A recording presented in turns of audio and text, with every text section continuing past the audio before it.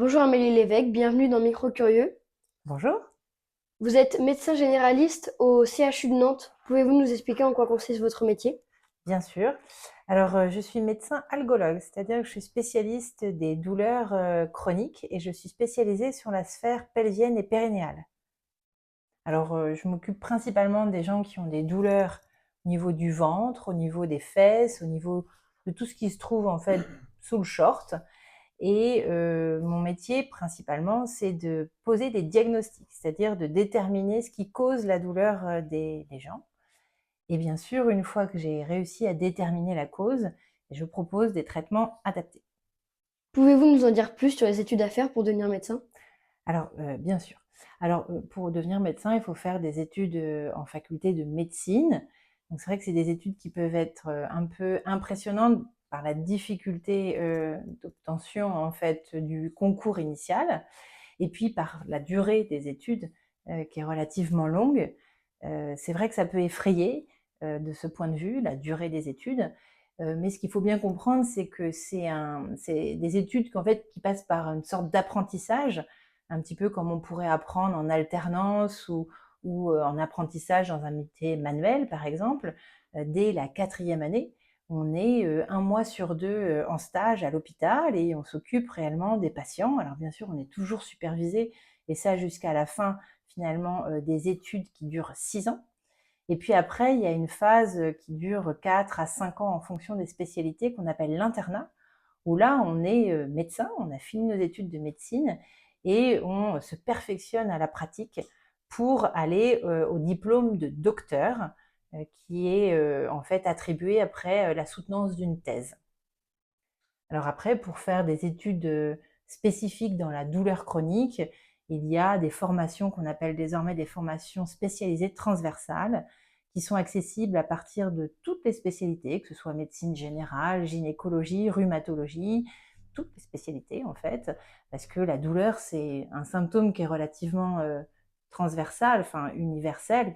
Il y a très peu de pathologies finalement qui ne donnent pas de douleur.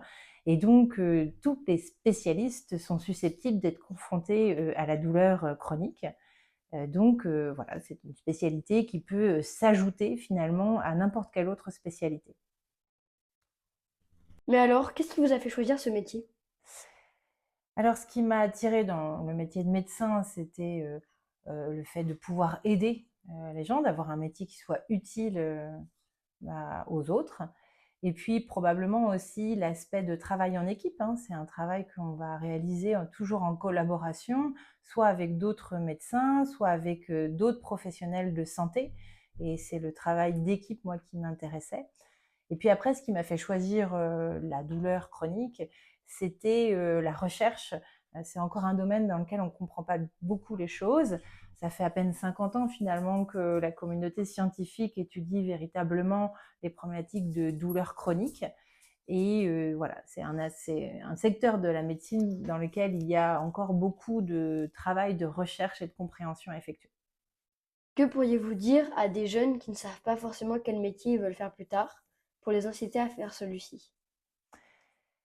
Je pense que ce qui pourrait aider certains à s'identifier comme des bons candidats à cette profession, c'est la curiosité. Ça s'adresse à des gens qui auront envie d'apprendre probablement toute leur vie et continuer de se former, parce que c'est un métier où il faut en permanence se former, c'est un métier qui évolue beaucoup, et donc il faut voilà, se tenir à jour de l'évolution, des recommandations, des progrès de la science.